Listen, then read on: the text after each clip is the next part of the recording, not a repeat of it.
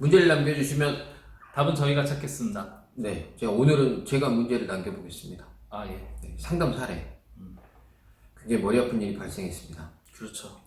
순서대로 좀 설명드리면 농사를 오래 짓던 분이 개인으로 농업법인으로 전환을 하셨어요.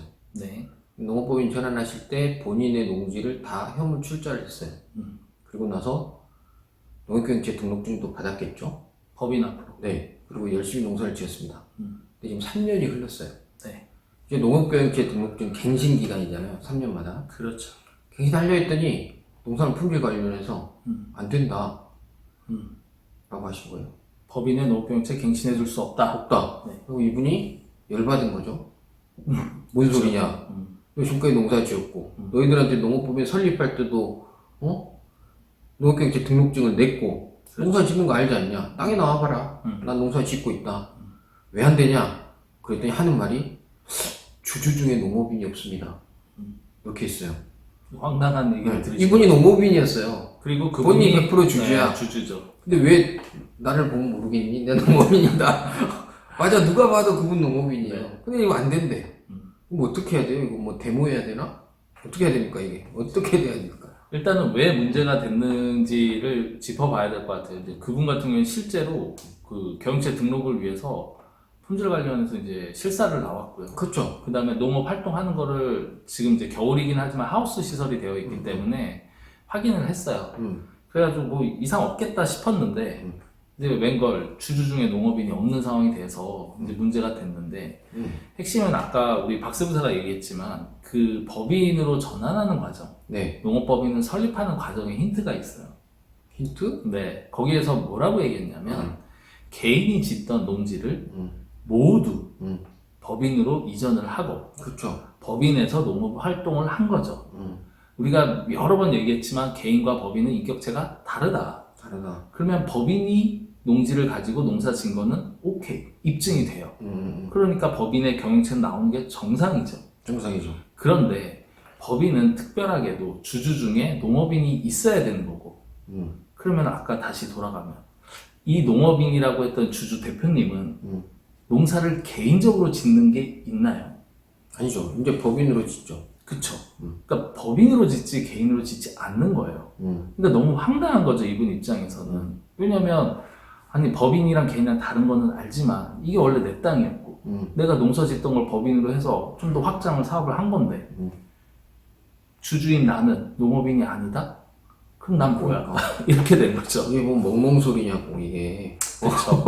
제가 좀 표정을 순한 겁니다. 이게. 네네. 근데 사실 이게 네. 3년이라는 시간이 지났는데 이제서야 문제가 된 것도 사실은 조금 이슈가 되는 거고요. 왜냐면은 그 농업인 대표님 같은 경우에는 법인으로 부동산 이전한 지가 3년 전이란 말이에요. 그렇죠.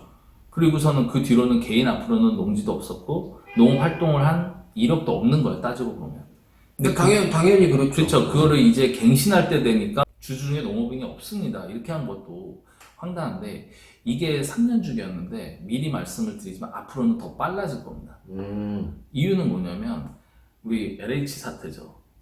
네. 이 일로 인해서 투기, 부동산 투기죠. 네, 이 일로 인해서 농업법인에 대해서 매년 정기 점검을 하기로 되어 있잖아요. 지금 하고 있죠. 그렇죠. 하다 보니까 그 첫 번째가 뭐냐면 농업법인의 주주 요건을 갖추고 있느냐인데 네. 이게 품질 관련해서 갱신하는 그러니까 법인의 경영체를 갱신하는 3년 주기가 아니고 이제는 수시로 뭐 짧으면 1년 이내에 이제 앞으로 나오실 거예요. 방금 같은 사례가 되시는 분들은. 네네네. 그렇기 때문에 이제 대응을 좀 해야 되는 거고 그럼 뭘 어떻게 대응하냐라고 할 텐데 첫 번째 이해하실 거는 법인과 개인은 다르기 때문에 개인의 농업 활동 즉 개인의 농업 경영체는 계속 유지를 해야 된다. 야, 어려운데? 그러면 아 그렇죠. 어렵죠. 그러면 땅을 법인으로 넘길 때 일부를 띄워놓든가 좀 뛰어나라. 아 그렇죠. 예를 들면 띄워놓든가 아니면 법인으로 다 넘겨놓고 본인은 추가적으로 다른 땅을 임대를 하거나 임대 불법 아닙니까? 아 그렇죠. 뭐 이제 임대라는 게 이제 불법이라고 갑자기 얘기를 하셔서 농지 임대는 불법이잖아요. 그렇죠. 농지 임대는 불법이지만 법에 정한 방법들이 있죠. 뭐 96년 이전에 네, 취득 그 다음에 뭐 합법적인 이제 위탁 영농 뭐 이런 것들을 취하면은 이제 농업 활동을 개인적으로도 할 수 있으니까 네. 어찌 됐든 그런 요건을 갖춰가지고 개인의 경영체를 계속 유지하셔야 된다. 이런 부분이고, 일단은 이제 이 대표님 같은 경우에는 이제 연말에 이제 갑자기 경영체를 등록한 이유가 또 있었잖아요. 그쵸. 법인세 혜택이라든가 이런 부분을 받기 위해서는 농업경영체가 있어야 되거든요. 그쵸. 예. 근데 이제 갱신 시점이 갱신이 안 돼버리면 그걸 못 받죠, 혜택을. 그렇죠. 그래서 이제 뭐 밀어놨다가 뭐 마침 또 3년도 연말이었고 본인은 떳떳하게 했는데 이제 못 받는 상황이 돼서 이제 발등에 불이 떨어졌죠. 이제 한 달여 남았는데. 맞습니다. 네. 그래서 이제 이분에게는 다른 솔루션을 드렸죠. 네, 방법을 통해서 이제 농업인 자격에 대한 어떤 주주 구성, 그 다음에 법인의 농업 경영체를 이제 연장하는 걸로 지금 진행 중에 있고, 네. 아마 곧 다음 주면 나올 것 같아요. 뭐 이상 없다라고 했기 때문에 어쨌든 그렇게 정리를 했는데.